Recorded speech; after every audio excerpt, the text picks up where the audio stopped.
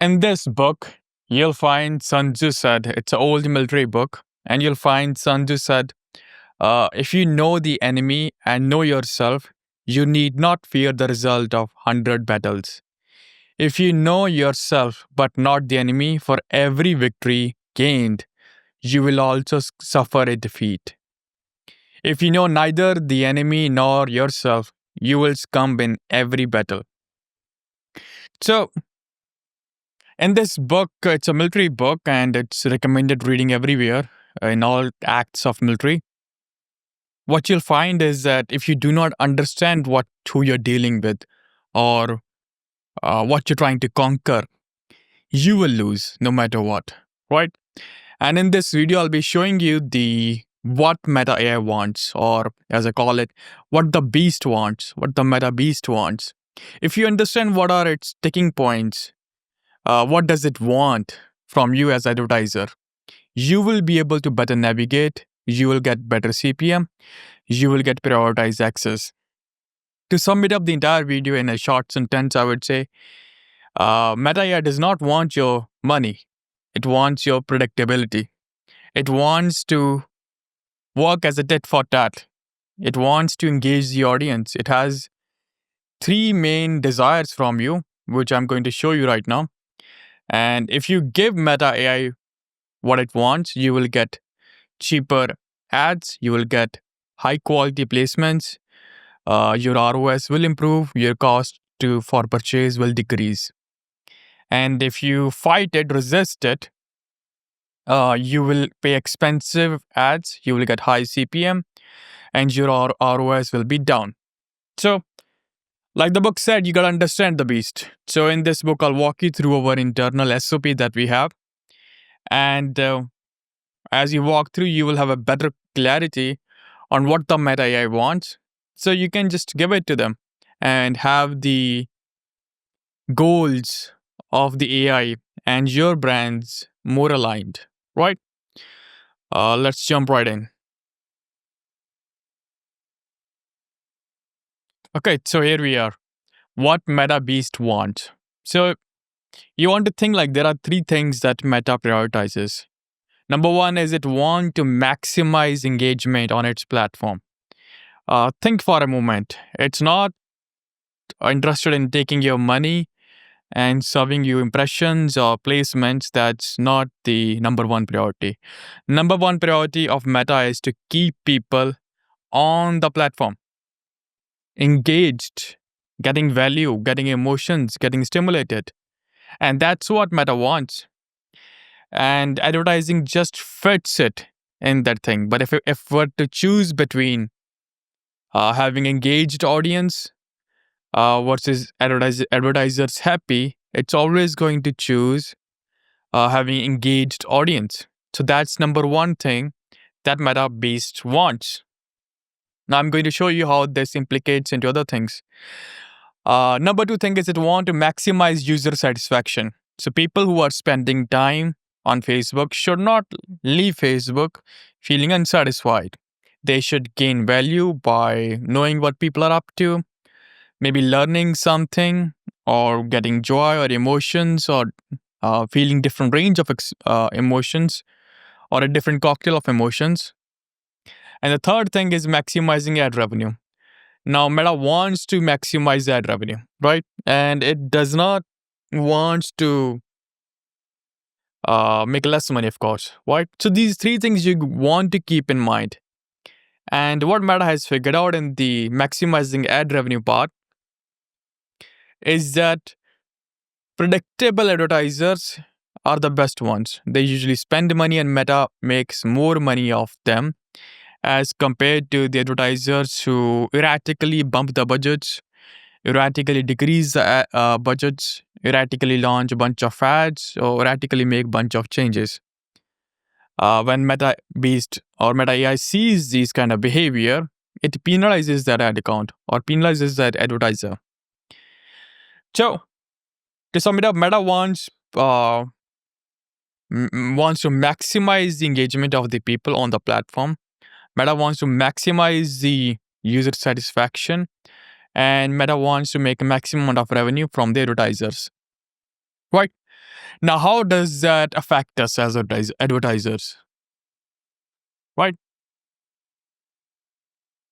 So, number one is that Meta wants ethical, predictable advertisers. It goes without saying, like, if you have any kind of shady tactics, you are trying to hack the system, you have figured out some strategy. It may work in a short term, but over the long term, when Meta figures this out that you've been doing this, it's gonna penalize you. So you want to avoid any kind of tactics that makes exaggerated claims or deceptive ads, and you're just giving Meta enough time to gather some evidence to disable your ad account or restrict your ad account, and or maybe penalize your CPM and increase the CPM. And if your ads are just asking for the take, and they're just asking for the money or showing the discounts only, Meta does not care about that. What you want is you want to have ads which engage people, engage audience, and Meta sees that as a value. If the page from which you're running ads have a lot of likes, is producing some organic, engaging content, it gets lower CPM because it is aligned with Meta's goals for survival. It's aligned with what is Meta optimizing for its growth. Number two is no more erratic behavior. Whenever you increase the budget erratically, change the audience, or micro target the audience, or you reset the learning phase. You make enforce Meta to learn more about uh, the audience and how it can distribute the budgets at different bids to get you the best results. And the AI has to relearn everything. And by changing the budget drastically, what you have told Meta is that I'm erratic, I'm greedy, I want to make more money fast, or you told Meta that I'm desperate. And whenever you show these signs, Meta learns that Meta is not going to be making money from you. You just come and see and run. You're not here to add value or be more aligned with Meta. So what the beast wants, it wants is sustained, predictable spending. It does not want ups and downs. So if you increase the budget, there is going to be inevitable down. And Meta wants to avoid that. It wants predictable spenders on its platform. Second thing is that if you want to have people engaged on the platform, Meta, you want to have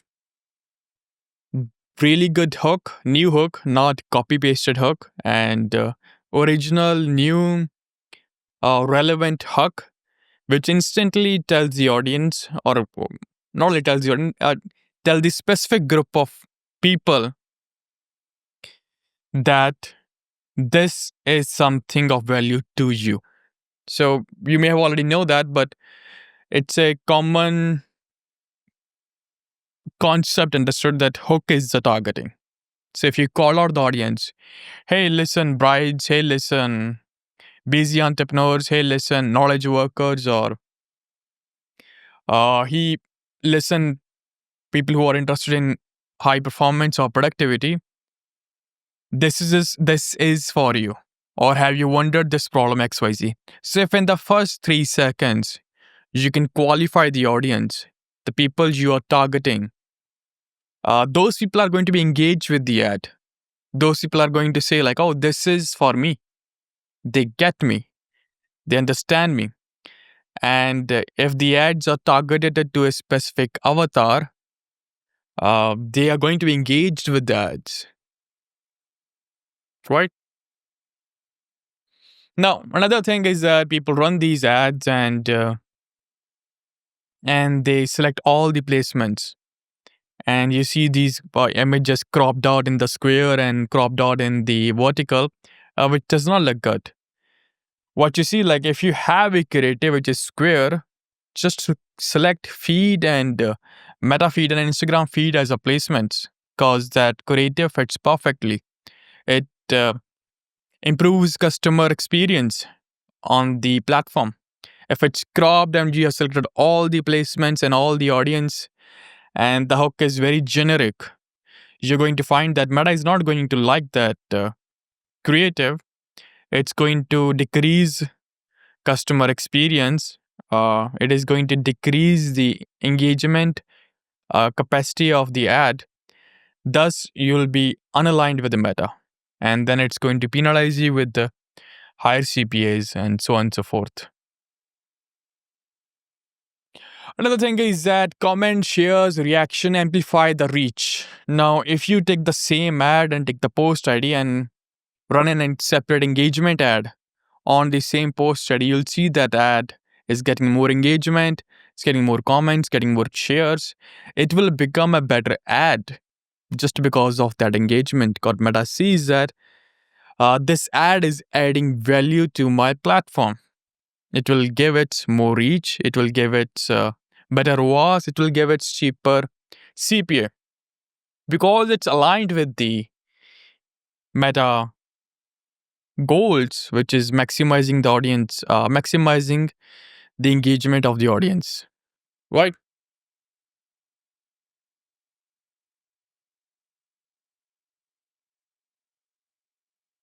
Now, other thing that we have here is the CTR, who create hold rate and unique creativity and creative fatigue. People think like I've been running this ad for a while now, and now it must be fatigued. It's only fatigued if people have forgotten about it. You'll see this pattern that the ads which was top performing 6 months ago, you turn it back on, it starts performing again. Or the creative which was performing months back, it starts performing back again. The reason why is that that's a good creative. It hooks the right target avatar. It shows the problem that the people are facing. It shows them that as advertisers, we understand our customer avatar pains, problems, needs, desires accurately, and uh, and that's why the good creative has a long, long shelf life. And Meta also loves these creators because it can understand them.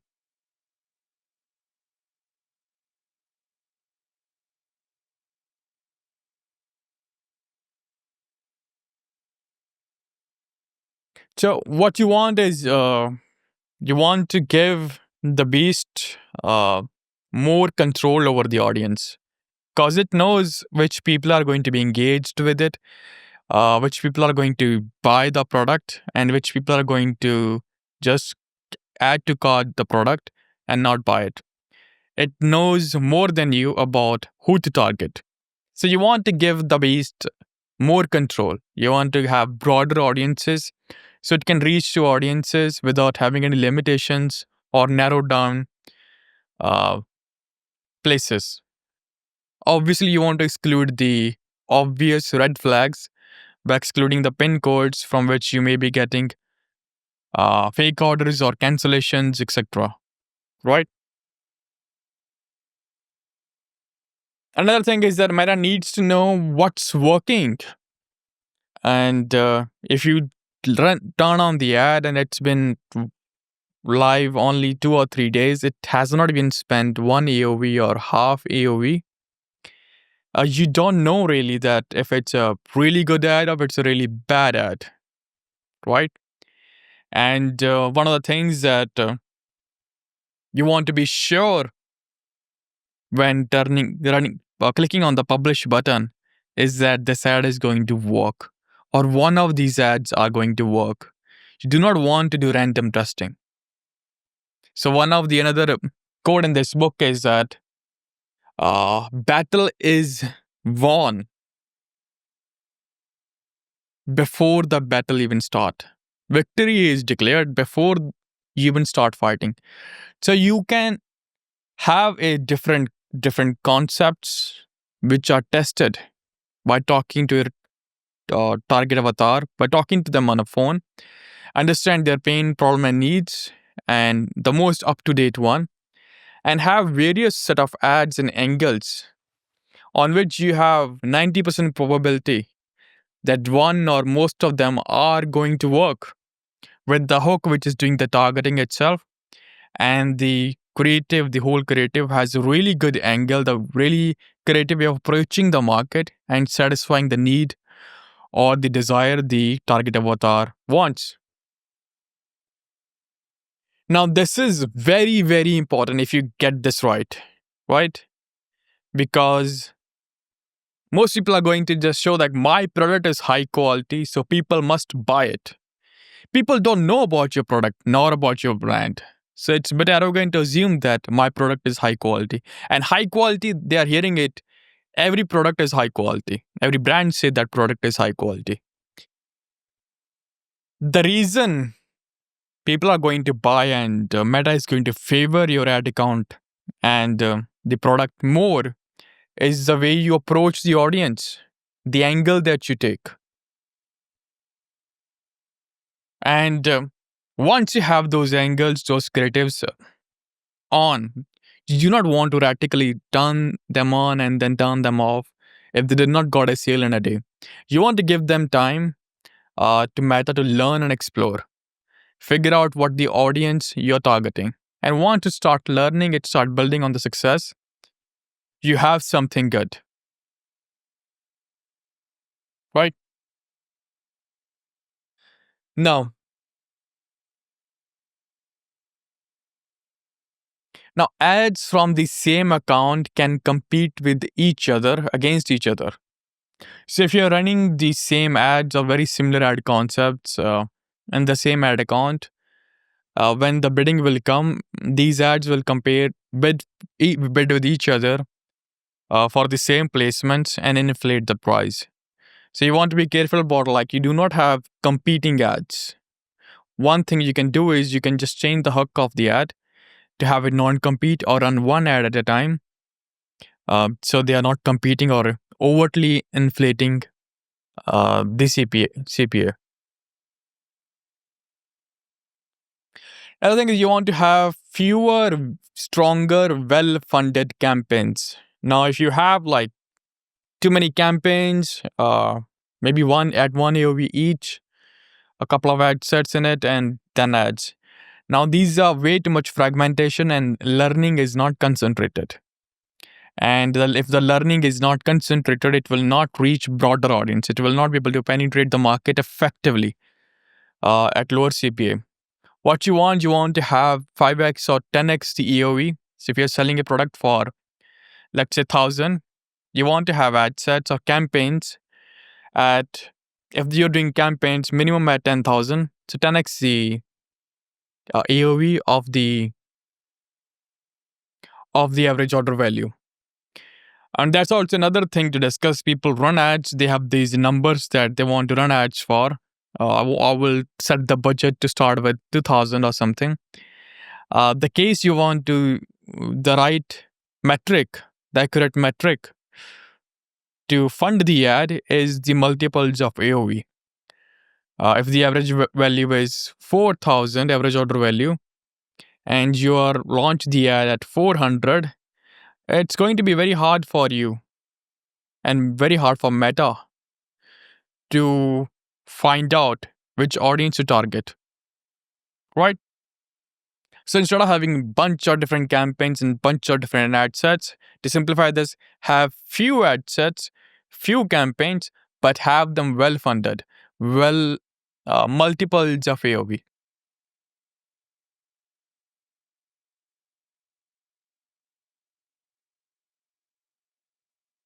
Now, fifth point that we have is that you want to have a long-term mindset. You want to earn Meta's trust and reap the rewards. Meta does not reward short-term thinking. It prioritizes advertisers who build sustainable and long-term advertising ecosystem. Now, if you're selling, let's say, notebooks, okay, we have this notebook here. If you're selling, let's say, notebooks, you want to have a organic strategy in which you're producing engaging notebook content. You're posting some notes on the same page or Instagram feed consistently at a fixed time, right? You're running ads which target those people in different angles. So you're targeting professors, you're targeting teachers, students, uh, high schools people, and you have different angles for each. Right? Ever heard your notebook bleeding? So that could be one angle. And you have these multiple angles going on, and these angles and these campaigns are well funded campaigns. The campaigns have a theme, have a specific target avatar, and the organic strategy and is feeding up to the reputation of the page. So if you have a comprehensive strategy to tackle the market from various angles and various target avatars, you will win as compared to just running this notebook. See this notebook, how cool it looks. Please like it, please buy it. I'm giving 15% off. And you run the ad, you spend one AOV or something, and then it does not give you a desired ROAS, and then you stop it or decrease the budget. Now, that's not anybody wants, right? You do not make the money. Meta did not got a really good product that it could show to its audience and make money predictably, right? So, you want to have a consistency of wins over chaos. You want to have a strategy on which you are executing consistently rather than reacting to the daily fluctuations of ROAS. A strategy that has an overarching theme, like a monthly theme, quarterly theme, yearly theme, right? Things like going back to school, or on Raksha Bandhan, gift your sister this notebook, or on Diwali, buy in bulk for the above next semester coming in. You want to have this comprehensive strategy all planned out, and you want to have campaigns well funded and prepared. So, if you put time and effort into preparation, you'll reduce by your work, which you have to do after, significantly. And that's the key. Now, if you run periodically high engagement campaigns, like you do some polls, you do some memes, some viral style ads on your page or Instagram, which leads to more engagement, Meta starts liking your account because what you're doing, you are helping Meta achieve user engagement and user satisfaction.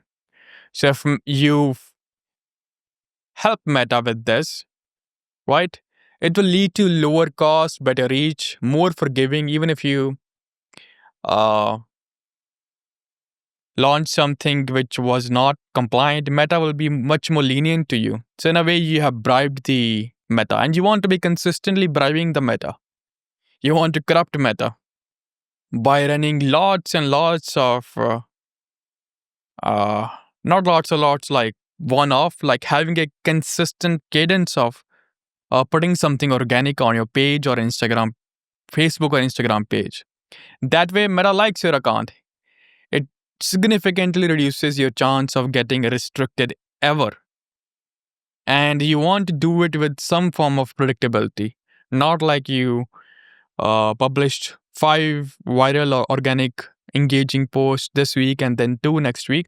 You want to find what works for you and have a consistent cadence of it. You do not want to have a winner creative. You want to have a system that creates a consistency of winner creatives. So you're publishing something every week with that system. And that consistency is what leads to you getting 10x ROAS ads and it's having stability in your business.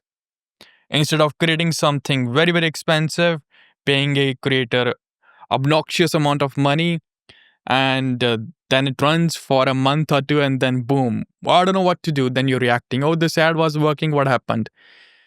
Yeah, something happened. And nothing happened. You did not build a system, goddamn, that public creates these kind of content. You did not have a comprehensive strategy that is aligned with the Meta goals and your goals. Now, trust is built, not demanded. You cannot go to Meta, "Oh, trust me because I'm this or that." You could be a billionaire and Coca-Cola company. Meta is going to treat you equally. Even if you spend 1 billion today, Meta is going to treat you equally. Meta is never going to compromise on uh is its priorities, right? So understand the beast. Don't try to fight the beast, right? And if you consistently run good engaging ads, put out good engaging content, users are satisfied, and you're consistently scaling. You're not like aggressively scaling or aggressively cutting down the budgets.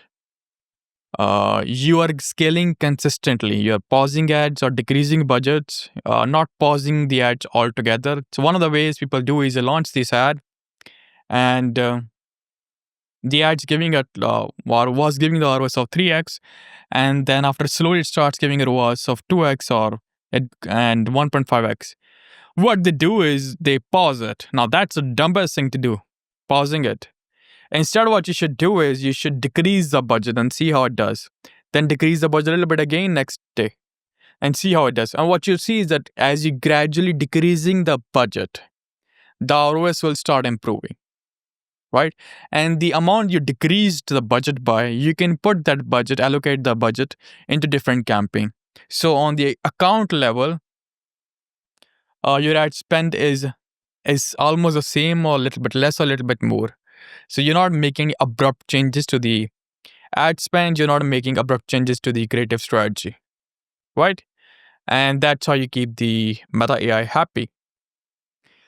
Another thing is momentum is everything. Once you have some consistent cadence of ads which are really doing really good, you want to keep feeding the momentum.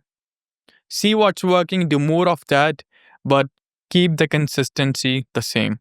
Increase budgets little by little every week. Don't try to have a huge spike within a month, right? Because every time you you have a huge spike, you reset the learning. And the best accounts, the accounts which reach 7 or 8 figures, they're not making any erratic changes. They have a couple of campaigns which are well funded, have been running for a very long time. Though the creatives are coming in and going out, the momentum that they have built by having those run for a long time is the key. And one of the things that I also stress a lot on is the payment issues. Because once you have even a single payment issue, even if it was not your fault, it kills the momentum, it kills the learning. So it resets you to zero. And that's bad. That's very bad. I don't think anything more worse than ads being paused due to payments running out or payment error, even though it was not your fault. So you want to do everything you could to avoid that, right? Because if that happens, you can effectively say until that point you have burned a lot of money and you have burned some future money also, because of the opportunity cost, the time waste, and relearn the money you'll waste relearning those campaigns, those ads, and Pixel again. And Meta also hates you because you are spending some money consistently and boom, it's zero. And so that's the worst. Now we are off to the second phase of the Meta Beast. I think we're gonna cover this tomorrow. And thank you for your time. And I'll see you in the next one.